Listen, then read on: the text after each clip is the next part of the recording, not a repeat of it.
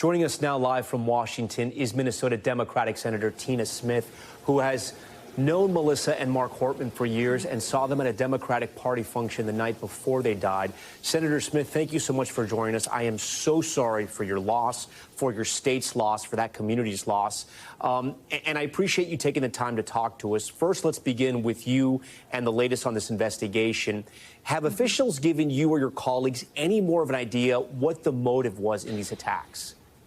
We really don't know anything more than everybody else knows about the motives of these attacks. I mean, I think looking at the list of people that were on on his target list, you can see that they are Democratic legislators, and members of Congress. You can see that they are people who've worked in the reproductive rights movement. So I've got to believe that that has something to do with it. But I mean, what we have here is a terrible and tragic example of political violence that has killed my friend Melissa and her husband and deeply, grievously wounded two other Minnesotans, including another state legislator. This is a personal tragedy, and it is also a real threat to our democracy, what we saw unfold in Minnesota this weekend. Yeah, I want to ask you, we've gotten some new reporting.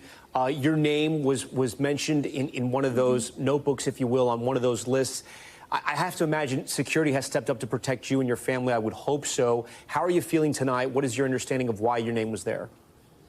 Well, I don't have any clear understanding of why he had my name on that list, along with many others. I'm grateful to say that I feel like I am safe tonight. I was so grateful for the fast response of law enforcement in Minnesota at the state and local level and the support from Capitol Police. So I personally feel that I am safe. And I want to draw attention also to the incredible work of law enforcement in Minnesota. Had they not been so proactive, who knows who else might have been caught up in this terrible plot to kill Minnesotans that this assassin had laid out. Yeah, no, it's a great point. Those cops that responded to that call are true heroes, along with the ones that tracked him down and that eyewitness that we heard from there in Maggie's report. I want to ask you, Minnesota is a blue state. Democrats have lived alongside Republicans, independents, whatever you have. You have various political parties in Minnesota. It's one of the more interesting local political states that we have in our union. But I do want to ask you, has anything happened in local politics recently? Has any vote happened that may have led to this person, if he did this,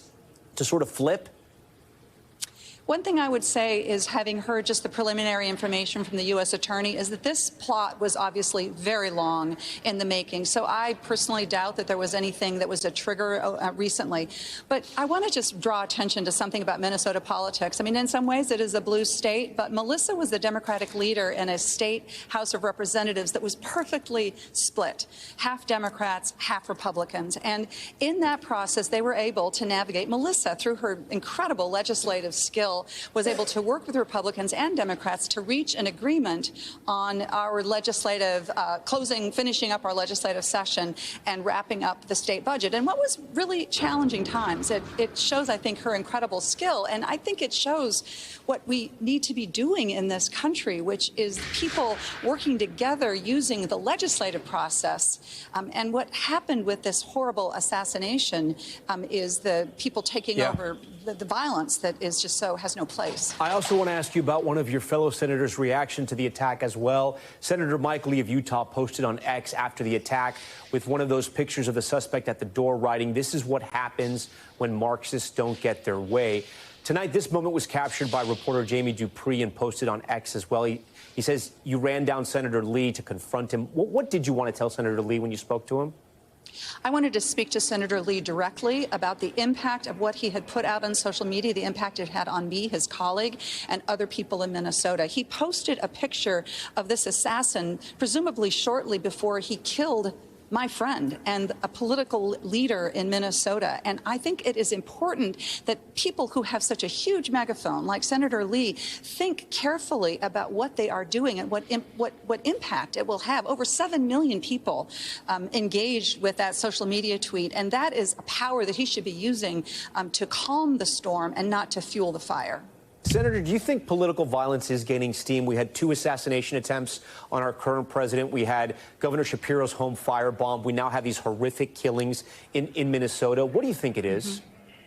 I believe that we are at a tipping point in our society right now. There is growing political violence, and this is an attack not just on individuals, but on our very democracy, on our form of government. And I think those of us who are in a position of power and have a platform to stand on need to be pulling back from this precipice. And that's why I spoke with Senator Lee, and that's what I think we all need to do. We need to not think that violence is a way of resolving our political differences. Senator Smith, we thank you so much for joining us on when I know is a very, very difficult few days for you. We thank you for that.